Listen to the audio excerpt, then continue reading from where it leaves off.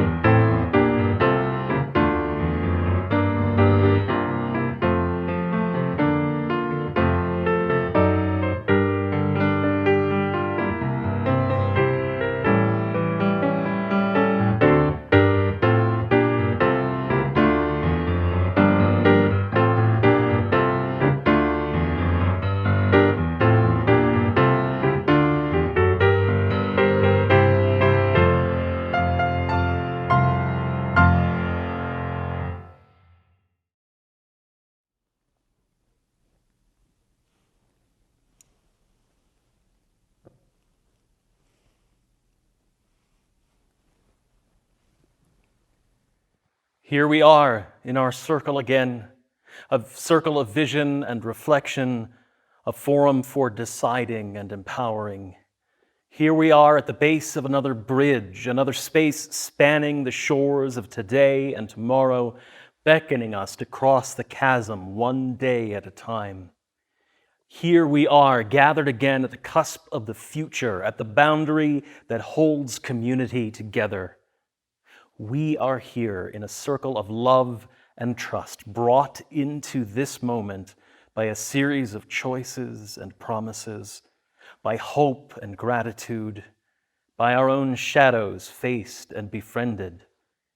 With a servant's heart, with a leader's listening, with a parent's love truer than all our inner trembling, let us model the health we seek for all and lean into community. Somewhere out there, all we dream is possible. Somewhere in here, we are sowing the seeds. Come, let us worship together.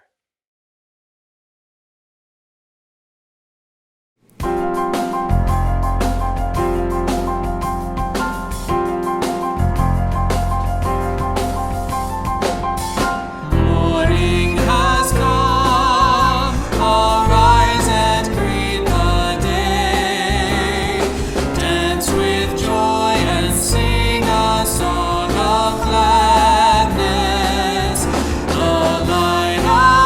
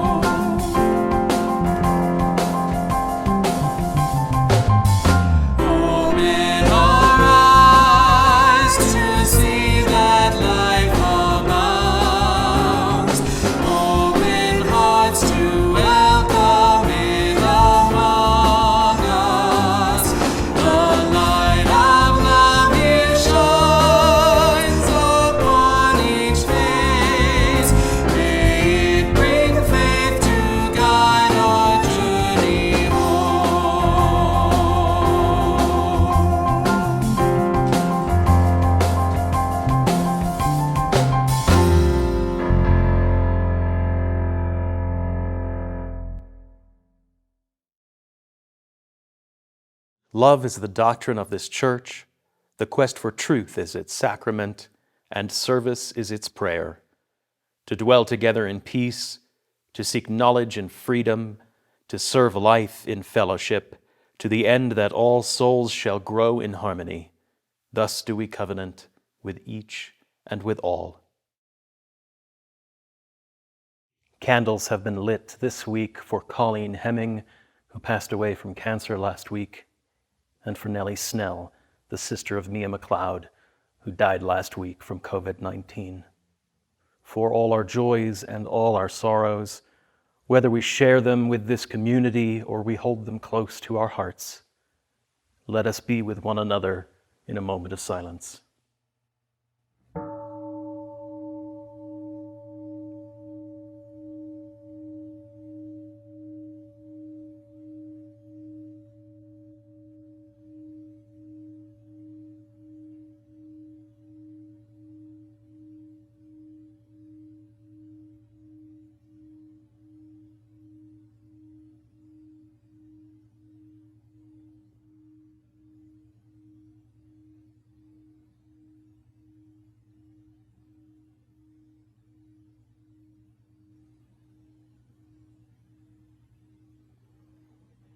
Please join with me now in a spirit of prayer and reflection. Eternal and beloved, gracious source of all life and all love, we come together this morning grateful for the time out of time that we have set apart so that we might become more fully present to our own selves, to our communities, and to that which we call holy. May our joys be celebrated together, our wounds be healed together, our hearts be opened together. Let us celebrate the diverse ways in which we experience our connections with one another and with the web of all creation.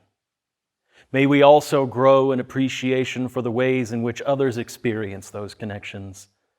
And may we come to understand more fully that there is more that binds humanity together than there is that separates us. May this growing understanding help us to do that which is required of us.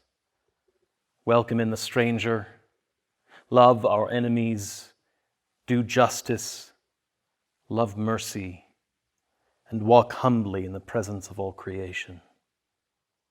May we find the strength and compassion to reach out to all those who cannot yet speak their needs. Let us hold one another in the embrace of this community. May our time together strengthen our connections and give us hope and strength until we can be in one another's presence again. All this we pray in the names of those known and unknown, present and absent, remembered and forgotten, in the names of all the helpers of humankind. Amen. There is more love somewhere. There is more love somewhere. I'm gonna keep on till I find it. There is more love somewhere. There is more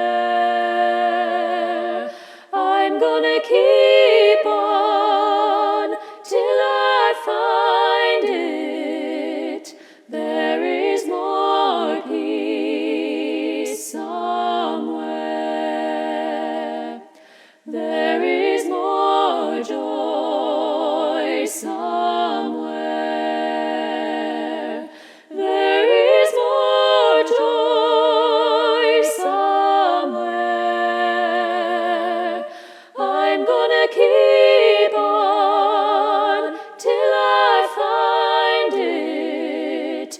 There is more joy somewhere.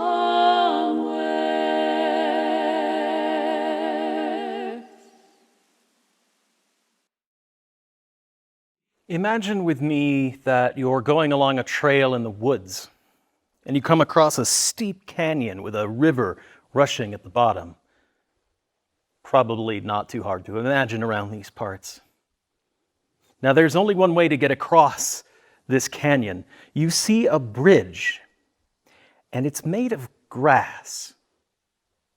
What questions would be running through your mind before you set foot on that grass bridge? What I would want to know more than anything else is if the people who made the bridge also walked across it, and whether or not they still use it. Of course, we don't have bridges made of grass in New Mexico, but many were built for hundreds of years in South America by the Inca people, and I think there are still a few that exist today. Now, here's how they did it. First, they made a fresh bridge once every year. On the appointed day, everyone in the village would gather to begin work. Each person had a special role to play in building the bridge. There were people who gathered the grass, and then other people who took that grass and twisted it into long ropes. And then there were people who would take those ropes and weave them into thick braids. And then those braids were twisted by other people into long cables as thick as my arm or thicker. Certain people strung the cables across the gorge and pulled them nice and tight. And finally, there were riggers who would lash the cables together in such a way as to create a footbed to walk on and rails on each side to hold. And each person did their part as best they could, and they relied on everyone else to do their part as well, because every one of them needed that bridge to safely carry them across the river whenever they needed to go that way. Now, I tell you about grass bridges today for two reasons. First, it reminds us of how important each of our small parts is when it is part of something big and strong and even miraculous as a bridge made out of grass. Now, I have to say, I think it's pretty miraculous that a bridge could be made of grass. And these bridges could span 60 feet or more. And they could hold 5 people at a time, and llamas too.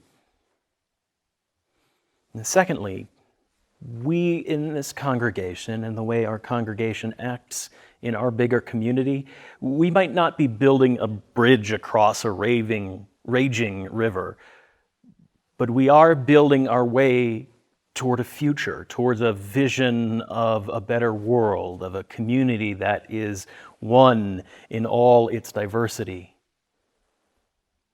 I want to walk that way. I hope many of you will walk that way too. And if I'm going to walk that way, I want to walk a way that feels sure and strong and safe. A way that I know has been built with everyone doing their part as best they can. So may we all build that way together, like the Inca grass bridge builders.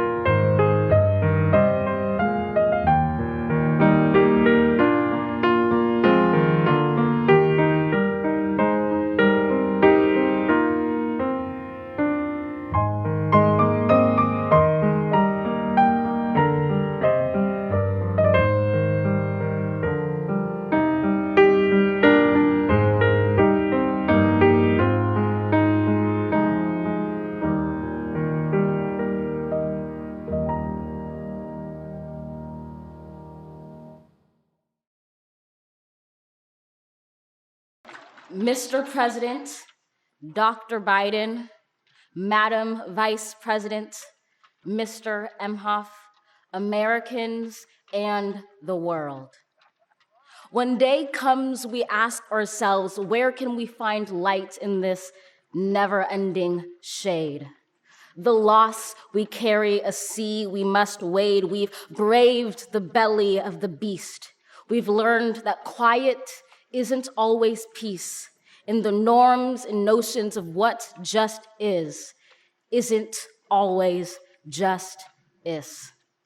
And yet the dawn is ours before we knew it. Somehow we do it. Somehow we've weathered and witnessed a nation that isn't broken, but simply unfinished. We, the successors of a country and a time where a skinny Black girl descended from slaves and raised by a single mother can dream of becoming president, only to find herself reciting for one.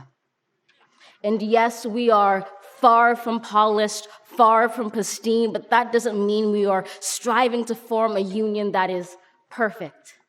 We are striving to forge our union with purpose, to compose a country committed to all cultures, colors, characters, and conditions of man. And so we lift our gaze not to what stands between us, but what stands before us. We close the divide because we know to put our future first, we must first put our differences aside. We lay down our arms so we can reach out our arms to one another. We seek harm to none and harmony for all. Let the globe, if nothing else, say this is true. That even as we grieved, we grew, that even as we hurt, we hoped, that even as we tired, we tried, that we'll forever be tied together, victorious, not because we will never again know defeat, but because we will never again sow division. Scripture tells us to envision that everyone shall sit under their own vine and fig tree, and no one shall make them afraid.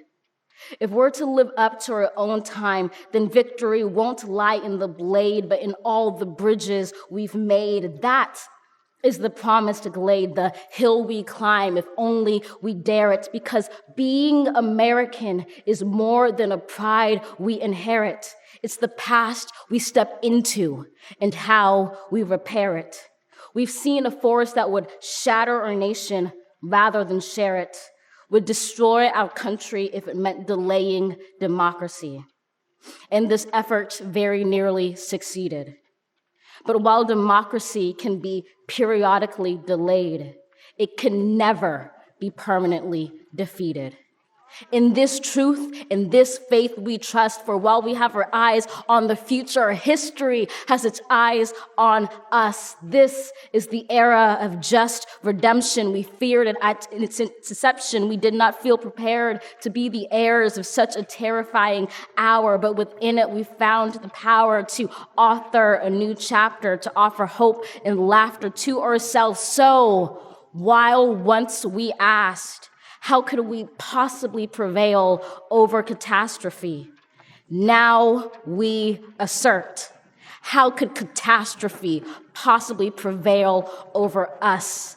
We will not march back to what was, but move to what shall be, a country that is bruised but whole, benevolent but bold, fierce and free. We will not be turned around or interrupted by intimidation, because we know our inaction and inertia will be the inheritance of the next generation. Our blunders become their burdens. But one thing is certain: if we merge mercy with might and might with right, then love becomes our legacy and change our children's birthright.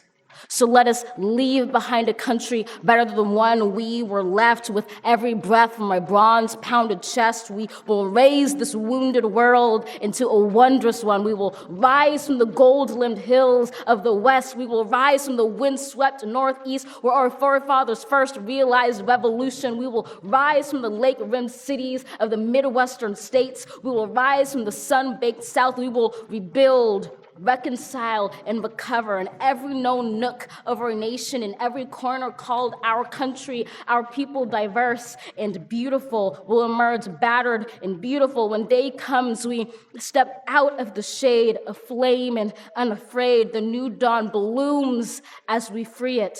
For there is always light, if only we're brave enough to see it, if only we're brave enough to be it.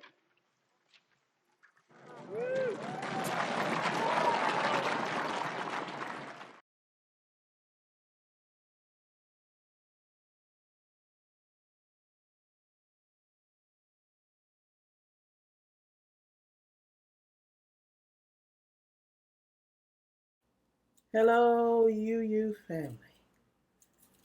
I'm going to sing a song with you called Shine on Me. It's an amazing spiritual that anybody can sing. And in these days when the things that we're dealing with, the feeling separate and all of that, and things seem so hard, this is one of those songs that you just throw your head back, put it in your medicine kit. All you have to do is ask. And here's how it goes. Shine on me, oh shine on me. Let the light from the lighthouse shine on me, oh shine on me. Yes, shine on me. Let the light from the lighthouse shine on me. Lift me up, oh, lift me up. Let the light from the lighthouse lift me up, oh, lift me up. Yes, lift me up. Let the light from the lighthouse lift me up. Oh, hold me close. Yes, hold me close. Let the light from the lighthouse hold me close. Yes, hold me close. Oh, hold me close. Let the light from the lighthouse, please, hold me close. Oh, shine on me, shine on me. Yes, shine on me. Let the light from the lighthouse shine on me. Oh, shine on me. Yes, shine on me.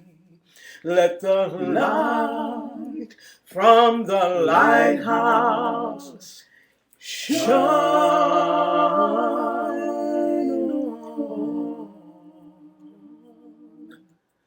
me.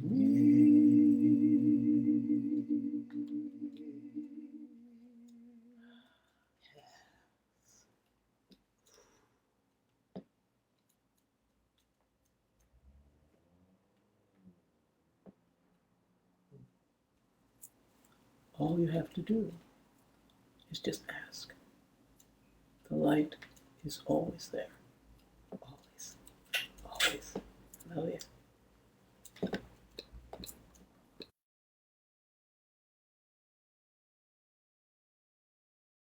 This past Tuesday morning, I woke up to find that one of my oldest friends had sent me by Facebook Messenger a link to a video on YouTube from Les Miserables, the singing of the anthem, "One Day More."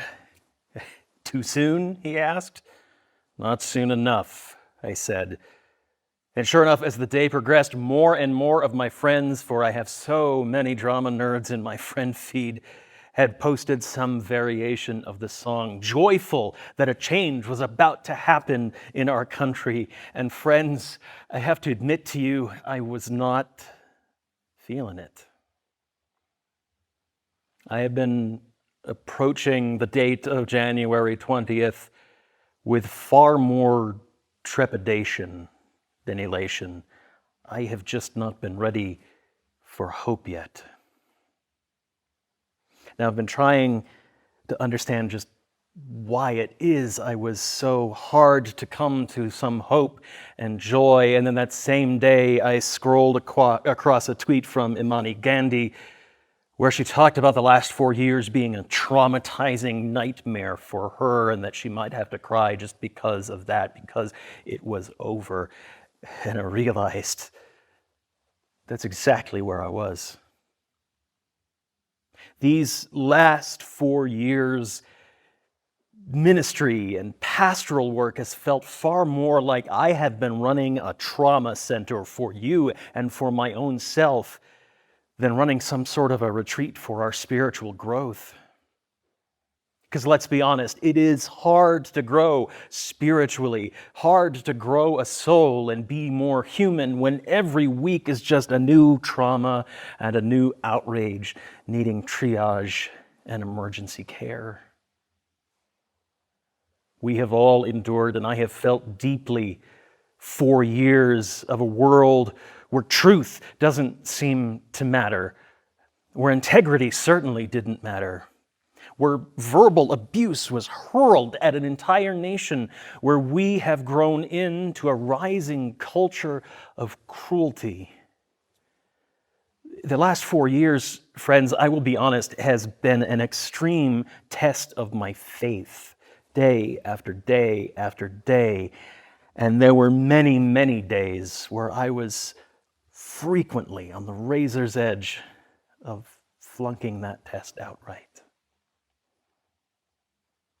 The question that kept me up night after night is, what use is my universalist faith? What use is a faith that says we are all saved or none of us are saved, that we are all worthy? What use is a faith like that in the face of so much unforgivable, destructive hatred? And then 2 weeks ago, we watched in real time the inevitable and unsurprising violence that arose as people stormed the Capitol and people died because of it. As 4 years of verbal abuse transformed finally into physical battery.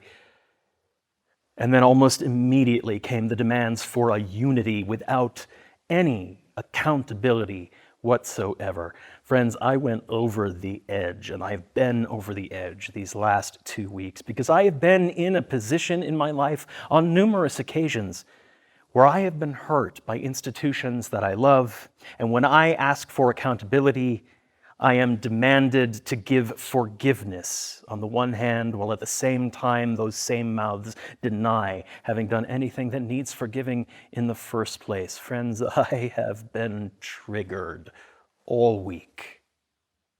I finally just fell down a well of my own anger and despair. So yeah, it was hard to get excited or hopeful about an inauguration. But I watched. And as the pageantry of a peaceful transfer of power finally began, I found my eyes getting a little weepy. And then Amanda Gorman stood up to recite her inaugural poem. And the tears started flowing even faster. And by the end of that recitation, folks, I was ugly crying in my living room. Something in those 5 minutes broke me down and broke my heart open.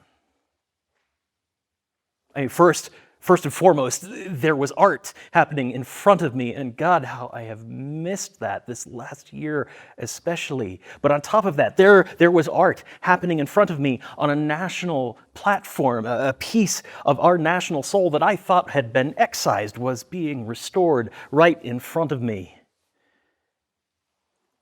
And then the message contained within that poem, a poem that had still been unfinished at the time of the Capitol insurrection. Amanda Gorman had a challenge in front of her to somehow offer hope to an entire country, somehow without falling back on empty platitude. Now, maybe I should just say she nailed it, and I think you might all agree. And I was tempted that day to just say, I'm going to play that video, and that is it. That is our worship for the week, because she took me to church. I don't know about you. But I've been living in these words for the rest of this week now, and trying to understand what it is that transformed within me in the midst of all my anger and despair. And what I'm finding is that Gorman's message, both implicit and explicit in her words, points in the direction of hope. Yes, real hope. And I know it's a real hope because what she describes is something that is not easily grasped onto, but that requires our willing participation and a recommitment to ideals that we thought were being buried in front of our eyes. In her poem, she calls back to the words of Maya Angelou and the words of Elizabeth Alexander in their previous inaugural poems. And in the process acknowledges that she, like all of us, is not alone in the work ahead of us, but that she is building as we are on work that has been taken up by so many before, for years, for centuries. And then, moments after Biden names white supremacy as one of the threats facing us as a nation, the first time a president has said that out loud at that platform, she reads this: "We've seen a force that would shatter our nation rather than share it." Now, it is momentous to have a president speaking to our minds, naming white supremacy as the harmful force it is and always has been, a defining force in our history.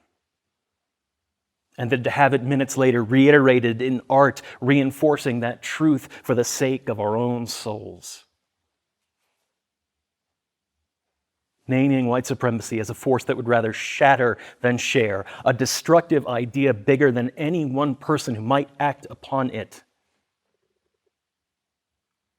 But in spite of that force, she tells us, democracy may have been delayed, but cannot be defeated. Somehow, she reads, we've weathered and witnessed a nation that isn't broken, but simply unfinished. And here is where my heart breaks open, because there, in plain language, was the idea I knew in my head all along. I knew that our story as a nation is one of expansion of an ideal to all people, step by hard-fought step. That our work as Americans is to make true an ideal of freedom that still lives only as unfulfilled promise. I knew this was the truth. I've preached it on countless July 4ths. But over the last 4 years, my heart, in all its anger and in all its hurt, could not admit that truth. In all of these endless moments of anguish, I could not allow that truth into my heart.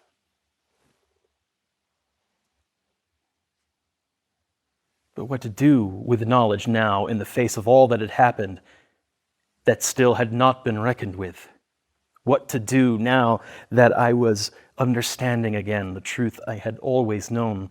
Being American is more than a pride we inherit, she says. It's the past we step into and how we repair it. We will not march back to what was, but move to what shall be, a country that is bruised but whole, benevolent but bold, fierce and free. We will not be turned around or interrupted by intimidation, because we know our inaction and inertia will be the inheritance of the next generation. Our blunders become their burdens. So let us leave behind a country better than the one we were left with. After I'd sat with her words and cried myself out as much as I could, my immediate response to myself in my own soul was, "Get over yourself already. Your pain is nothing compared to the pains others have been through throughout our history. Get up. There is work to do." And then I let myself have that moment and stepped back for a second and did something that I have a hard time doing. I listened to my own pastoral advice. I let myself acknowledge that despite what others have been through, what I am feeling is still very real. All of that rage and that pain that I've been struggling with, all that internal struggle is real and is still ongoing. That crisis of faith I have experienced day after day for the last 4 years is very, very real and still needs addressing. Something was still breaking open in me, but what was it? And then I scrolled across a tweet from Saladin Ahmed, an Arab-American author of fantasy novels and comics, one of my favorite writers. "Division isn't the problem," he writes. "How can unity be the solution?" And I started into a growing understanding. See, we have been steeped in a narrative of division for decades. Us versus them, red versus blue, conservative versus liberal, evangelical versus atheist, as if we are in a perpetual war with another team of people.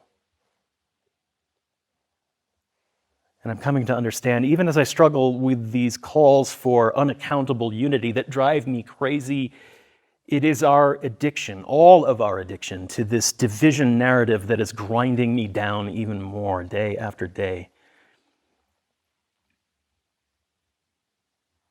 See, we named this week, we heard a president name white supremacy as a force that would rather shatter than share. And in understanding it more as a force than as people, I find myself needing to step back more and more from the talk of division, because ultimately we are not engaged in a war against other people. We are, as Americans, all of us, engaged in a practice of exorcism of a demon that has harmed us and hindered us from growing into the promise of our ideals. We are in the process of ridding ourselves of the demon of white supremacy that has held us back unfinished as a nation. This exorcism, this is the real work ahead of us. This is how we, as Amanda Gorman writes, repair the past, how we leave behind a country better than we found it. But where do we begin? We begin by doing what President Biden did himself Wednesday morning. We name the destructive force. That was a powerful moment in his speech, a huge first for our nation. We need to be able to say, each one of us individually, that white supremacy is a force that needs to be expunged from our souls. And that is scary to some. You witness the defensive responses from some people who took that call out of white supremacy personally, and you can see just how frightening that is. But ultimately, we cannot defeat what we cannot name. So we must name it. And when we have named it, then we surround it. We surround it with our love, with our better angels. As my friends at the Unitarian Universalist Christian Fellowship say, we need to love the hell out of this world. And just as I was thinking of that, again, this tweet comes across my feed this week. MAGA hats, we're coming for you. You better believe we're coming for you. There are 70 million of you, and we will not stop until you are taken care of. We want health care for you. We want education for you. We want to pay you what you're worth. Love is relentless. Now, I have no idea if Sandy Lee is a Unitarian Universalist or if she has any sort of a Universalist theology or any theology at all, but that she is expressing there, that is the heart of a practical, boots-on-the-ground Universalist theology. And that is the heart of my faith. the faith that has been in crisis so many days. Now, I'm not going to tell you that my crisis of faith is over. I've still got a long way to go, but in the last few days, sparked on by the words of a young woman the same age as my own son, and the words of others who have grasped on to that message, I will say that a rope has been tossed down into the deep well I have found myself in lately. I know that my pain and my rage are real, but I know they're not forever. And I know finally, that the work of my faith still matters. I will eventually come through my own dark moment, as will our nation come through its dark moment. Not broken, but simply unfinished. For there is always light if only we're brave enough to see it, if only we're brave enough to be it. May it be so.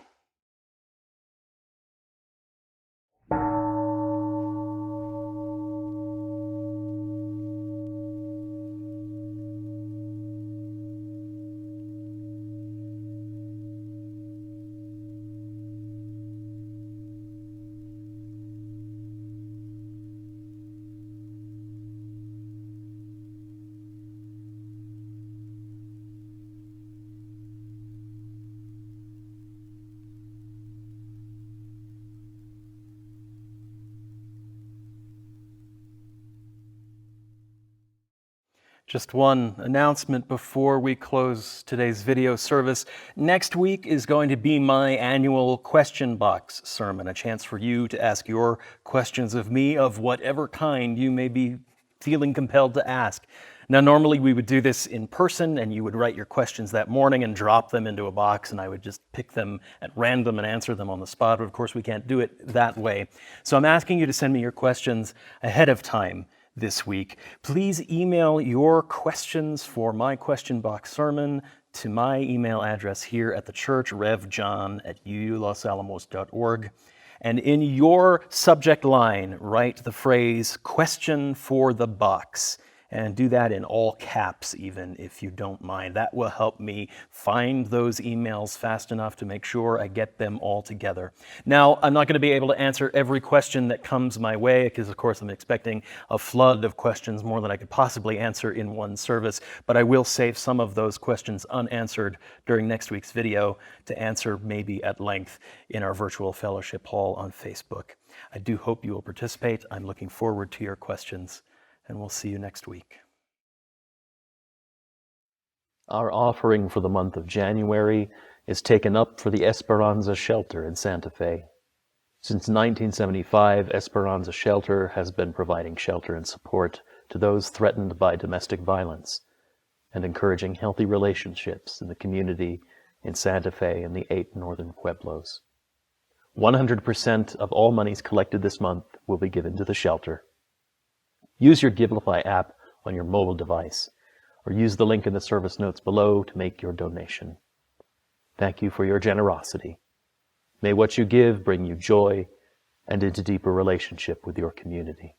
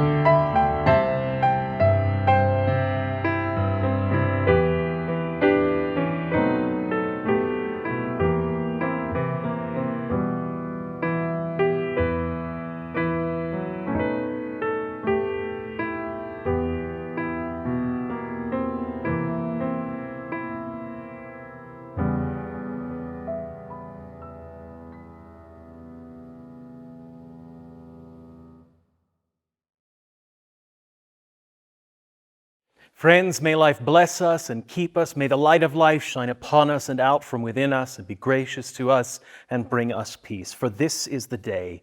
This is the one wild and precious life we have been given. So let us all find a way to rejoice and be glad in it. Go in peace.